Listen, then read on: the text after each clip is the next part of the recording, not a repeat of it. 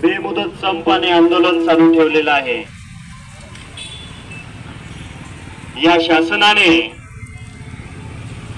त्यांच्या ज्या काही मागण्या आहेत त्यामध्ये मुख्यतः अंगणवाडी सेविका गावागावात जाऊन काम करतात आणि त्यांचं मानधन हे नाममात्र शासन देतं। या अंगणवाडी सेविका आणि त्यांच्या सर्व संघटनेची मागणी आहे की कमीत कमी 26,000 या अंगणवाडी सेविकांना मानधन मिळालं पाहिजे। त्याचबरोबर सुप्रीम कोर्टाने जो काही निर्णय दिलेला आहे त्या निर्णयाचे पालन करून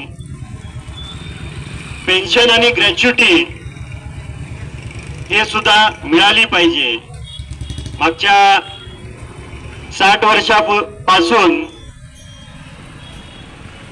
या मतदारसंघाचं नेतृत्व स्वर्गीय आबासाहेबांनी केलं। आबासाहेब विधानसभेमध्ये असताना ज्या वेळेस अंगणवाडी सेविका असतील, मदतनीस असतील आणि इतर कर्मचारी असतील त्यांचे जे काही प्रश्न त्यांच्या पुढे मांडले जायचे त्यावेळी आबासाहेबांनी विधिमंडळामध्ये आपणा सर्वांचे प्रश्न उपस्थित करून त्या प्रश्नाचं उत्तर सरकारकडून घेतलं गेलं।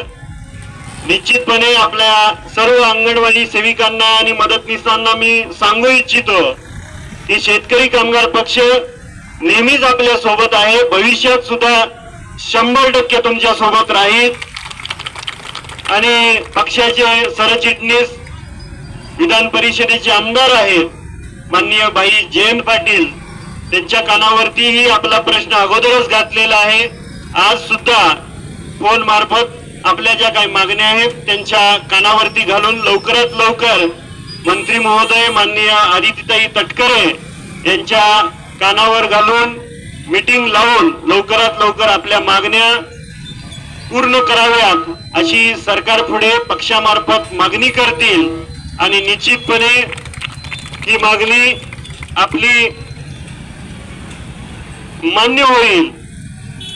इतर काही अडीअडचणी असतील तुम्ही घाबरू नका आणि आपला लढा जोपर्यंत आपले प्रश्न सुटत नाहीत तोपर्यंत सोडायचा नाही। आम्ही तुमच्या सोबत आहे एवढंच या आपल्या कार्यक्रमाच्या निमित्ताने सांगतो। आणि बाबासाहेब देशमुख स्वतः वैयक्तिक जर भविष्यात गरज पडली तर रस्त्यावर तुमच्या अगोदर तुमच्या मागण्यासाठी उतरेल एवढाच शब्द देतो आणि थांबतो।